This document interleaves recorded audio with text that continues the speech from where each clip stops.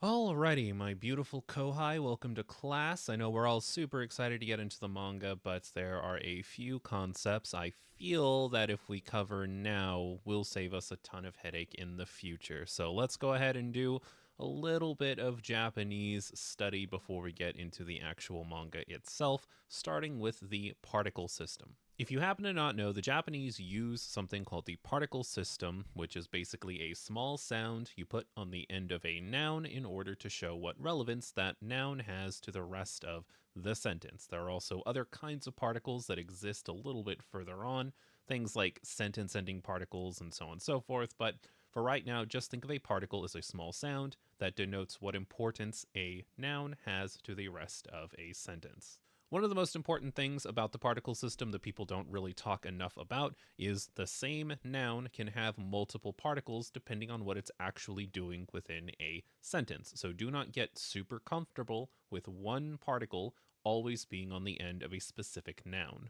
The first particle that we're going to go over is the ga particle. In fact, this is the only particle that I'm going to go over in this little foundational section that we have here. No, it's not going to be the wa particle. I have very specific reasons as to why, but the ga particle is the most important particle that you need to know in order for Japanese to make even the smallest modicum of sense.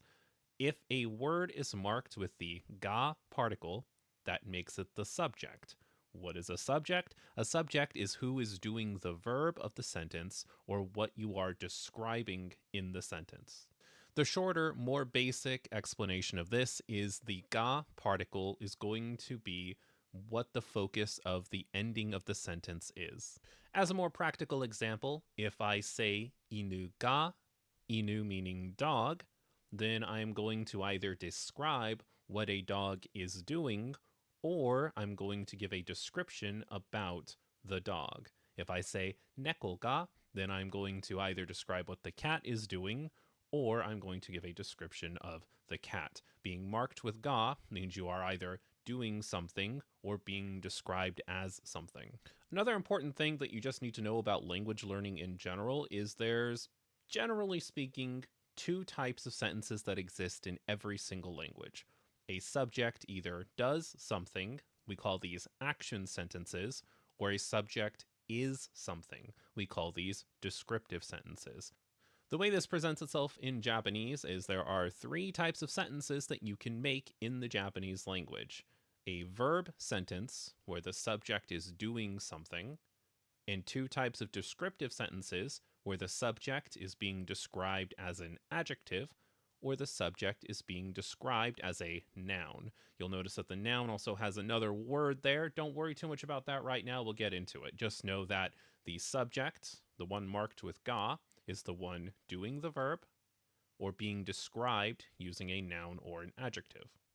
Another neat thing about the Japanese language is there is a very interesting pattern in the way that words are actually created. In Japanese, without exception, all verbs will end in an u character. So this can be the characters u, ru, tsu, mu, nu, bu, su, gu, gu. Every single verb in the language ends this way, and it's done that way for a very specific purpose that we'll get into in a second. All adjectives end in the character E, or the letter I in English. Now, this is where things get a little bit controversial. I am of the opinion that what textbooks call na adjectives do not exist.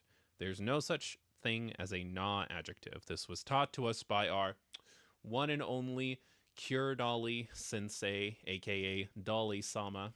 She taught us this, and honestly, the further I get into the language, the more and more I truly, honestly believe this. The only true adjectives in the Japanese language are what the textbooks call e adjectives. What textbooks normally call na adjectives are actually a type of noun, so we will not be going over those.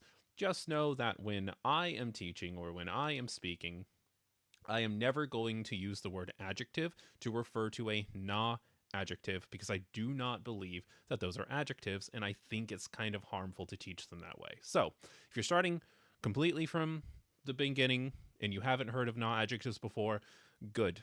That means you don't have to do any forgetting because I'm not going to talk about them that way here. Now, why do verbs and adjectives end this way? Well, that's because the Japanese have done something rather clever in that they've built the idea of a future tense into their verbs and adjectives. So when you see a verb in its normal state, so it's uru, tsu, so on and so forth ending, then that verb means to be doing that verb or that you will do that verb in the future. Adjectives, when they end with that E sound at the end, mean that the thing you're describing is that adjective. Nouns, on the other hand, are a little bit more unique, since a noun has to be a representation of basically everything that exists, and funnily enough, everything that doesn't exist is also a noun. They cannot all possibly end in the same letter, the same way that verbs and adjectives can. So, because of this, verbs and adjectives have future tense built into them, so they can be used by themselves to say that you are doing something or that something is something. But nouns cannot do this. So instead, you have to use an extra word in order to say that something is a type of noun. So, neko, for example, meaning cat, if you want to say that something is a cat, you have to use the word da. Da is the literal Japanese word for is. You can also think of it as am and are because it covers all of those bases there. The Japanese don't have separate words is, am, and are like we have in English. Da covers all of it. And the endings on the e adjectives and the endings on the verbs also cover is, am, and are. I am eating. They are eating. I will eat. So on and so forth. All of it is covered within the actual verb itself. So as a small practical example, by the way, don't worry about all the extra words you see here. Not expecting you to learn any of those. They are not part of the manga that we're covering. I just need this slide for this little bit here. So if I want to make a verb sentence about what the cat on the top is doing, I would start my sentence with neko ga, because they're the ones doing the action, and then I would say the action itself, taberu. Neko ga taberu.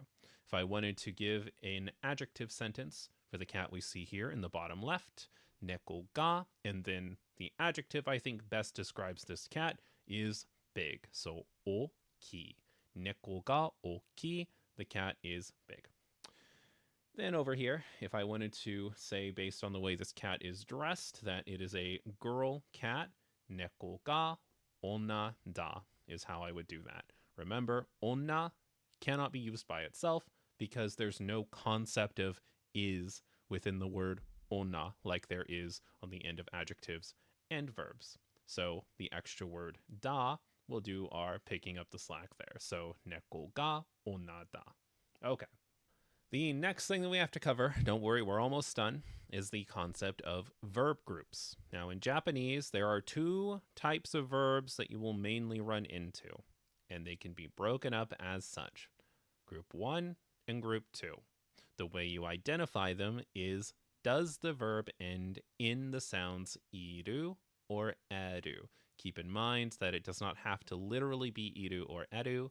It can be meru, seru, reru, so on and so forth. And it can be shiru, riru, so on and so forth here. It just has to be a character in the I family plus ru, or a character in the E family plus ru. If the answer to this is yes, then 90% of the time it's going to be Group 2.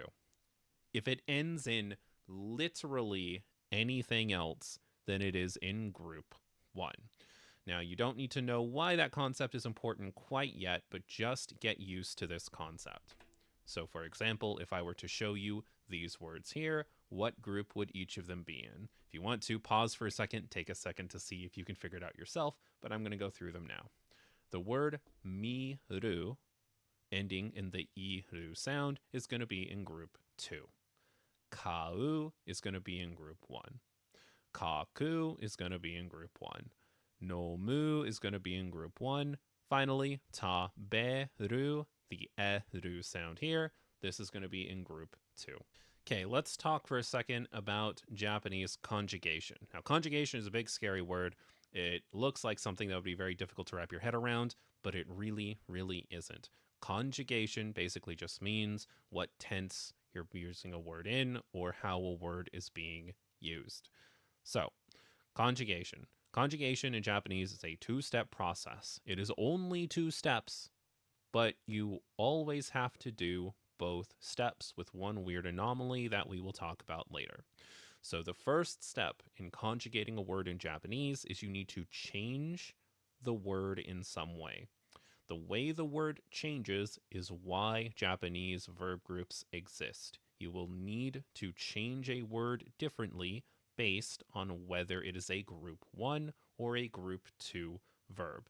So we'll get into exactly what that means a little bit later. Just know for right now, you first need to change the word. If you have not changed the word, then the conjugation does not work. Step 2 is you then have to add an ending. The ending that you add will be the part that actually gives the verb its new meaning. So if you want to talk in the past tense, for example, you will need to add an ending that is part of the past tense word ending family.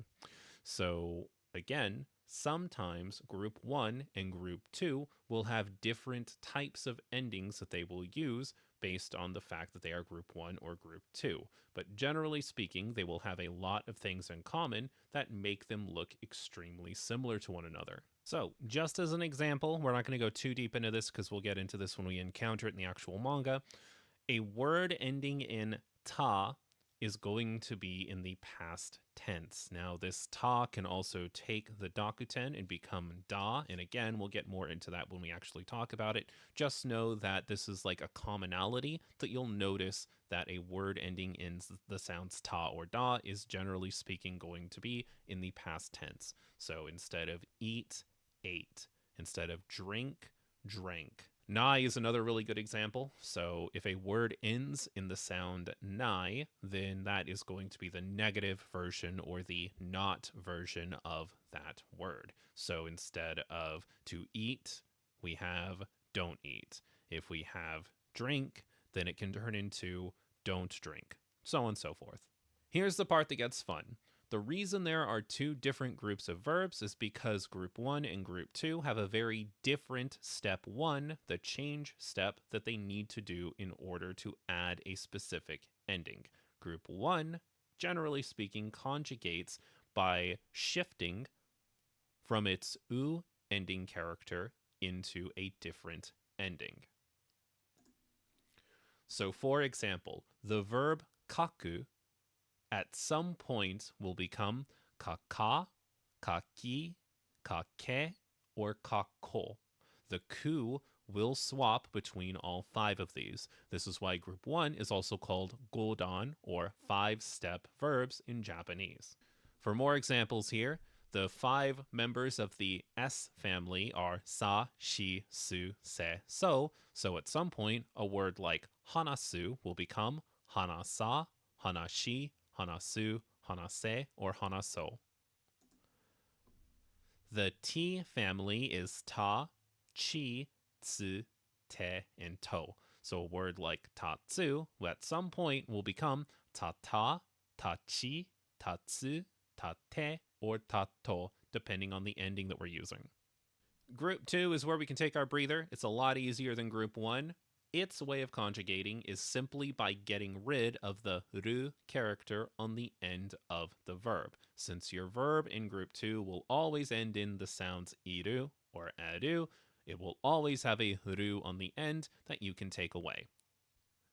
Now, as though that weren't complicated enough, there is in fact one more set of verbs that we have to talk about, and we are going to lovingly call them group 3 verbs here. There are only 2 group 3 verbs in the entire language, but unfortunately they are 2 of the most commonly used verbs in the entire language, so we do have to address them. Those words are suru and kuru. The reason these 2 words are so special that they get to be in their own group is that they do a special thing when they conjugate that no other word in the language really does. For the most part, when you are conjugating a verb, you will only ever touch the very end of the verb. So the part that I have there in black for wakaru or wasureru, for example, you'll never touch that part. That part will be what the actual word actually means. So for the most part, you're not going to change it in any way. Wakaru will always have the sound waka in it, regardless of how it's being used within a sentence. Wasureru will always have the sound wasure because that's the part of the word that actually means forget. Group 3, on the other hand, suru and kuru, are unique in that even the sound su will be touched when you are conjugating. Because when you're conjugating a group 3 verb, the entire word will change into a brand new sound, even though normally you only ever touch the very last part of it. The reason this is such an anomaly is normally the part that I have there in black will be written in a kanji. So for example, the word nomu is written like this, right? In hiragana. This is the part that we change when we need the word to be in a different tense. So if I want to say negative, or if I want to say past, or any other kind of tense, this is the part that I need to change. The reason for this is when you write this word with kanji, it looks like this. So the word nomu, this part here, no, will always remain the same because the sound no within nomu is the part that means to drink. This can change into, again, since this is group 1, noma, nomi, nomu, nome, or nomo, but the no part will always remain exactly the same. But a word like kuru, for example, the entire word will change its sound, including the ku part, even though a word doesn't normally do that, even if I write this word in kanji. So, I know I've gone over a lot of stuff. I'm basically condensing a few weeks worth of study material into just a few minutes, so do not feel overwhelmed if you feel like you haven't gotten absolutely everything I've talked about. I just want to go over some of these basics here because, again, I feel like it'll save us a ton of headaches down the road if you have some idea of what's going on with the language. In addition to that, these are some basic words that I'm going to add to our study list that I think you should also get acquainted with as well. And so we will basically be taking it from here. Again, do not feel overwhelmed. You do not have to get all of this at once. Feel free to watch this video a few times over. Feel free to leave a comment letting me know if you have any questions or anything I can clarify for you. And you know what? The option to do a study session with me is also on the table if you feel like you would like even more fundamentals going into this project. But from this point on, we are going to get into the actual manga, so get hyped. Alrighty, so to start us off here, we're going to start with the actual chapter name with this part right here. This is a common repeating set of characters that you should get really used to because if you get into anime and manga a little bit further in, you're going to see these a lot. The very first character there is the character Dai. So Dai is kind of like the pound sign or the hashtag as it's known now, and it's basically used alongside numbers to show that that is a number within a sequence of other numbers. The one itself should be pretty self-explanatory, but the way it's pronounced in Japanese is ichi.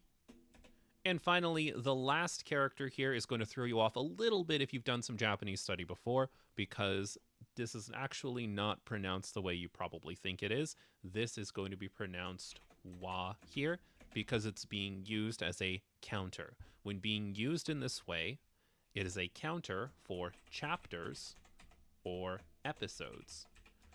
That's why it's so useful to know this little pattern here if you're into anime and manga, because if you want to talk about a specific chapter of a manga or a specific episode of an anime, then this is the counter that you're going to need to know. Now, if you want to talk about a specific chapter or episode, just learn some more numbers here, and you can talk about a specific chapter or episode in the future. It is always going to be presented like this. You just say Dai number wa to talk about that episode or chapter. Next up, we've got our first proper noun here. If you're already a pretty big fan of Pokemon, you might have already figured this out here, but just in case you haven't, the sounds Mew are going to make Mew. This is the way it looks in English. The little gimmick that the Pokemon manga had in the early days was basically to say verses and then basically the headline Pokemon that would make an appearance in that chapter. So we know that by the title here, versus Mew, we're going to see Mew at some point in this chapter. How lucky are we? Okay, we've gotten to our first little bubble here, so let's go ahead and go over it. First, we've got Nangoku. Nangoku is made up of the words for south or southern and the word for country. So when put together like this, Nangoku is how you say southern country or southern lands. It's basically talking about the southern section of the country. So, for example, in the US, Florida would be Nangoku because it's in the southern part of the country. Next up, we've got the no particle. The no particle is what I lovingly refer to as the type particle. What this will usually do is let us categorize a noun. So the last noun within the chain here is going to be the actual thing that we're talking about, and any word connected to it with no that comes before it is going to be a description or something that tells us more about the noun that we're talking about. In this case, the very last word there is going to be machi, and machi refers to a town or a village. So within this context, we're talking about a town or village, and the thing that we want to clarify about it, or the type of town or village we're talking about, is a town of the southern part of the country, or in the southern land. Now, the last little word in our bubble here is this word here. You can tell that it is a proper noun because it is in purple. If you can read it, it says Masala Town. You could also say Masara Town if you really wanted to. I think Masala Town sounds a little bit better. Masala Town sounds a little bit closer to what they were intending to, I think. So, let's go ahead and go over what this bubble actually says. We're done with our first little text bubble. As always, go ahead and take a second to see if you can translate this yourself. Feel free to pause. I will give you my own translations in 5, 4, 3, 2, 1. Okay, so for translation 1, this is as literal as you can get it. This is a town in the southern part of the country, and its name is Masala Town.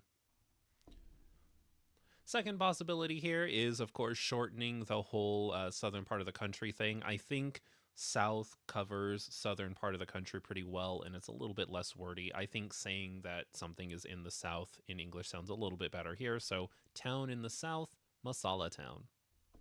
Okay, and for our first rewrite here, I think in English it sounds a little bit more natural to say the name of the place first rather than its description. So starting with Masala Town, a small village in the south. I think reusing the word town is kind of weird, so I would probably switch that over to village if I were to refer to it again. Honestly, there's nothing wrong with a small town in the south, but regardless, I think saying it first would probably be more natural in English.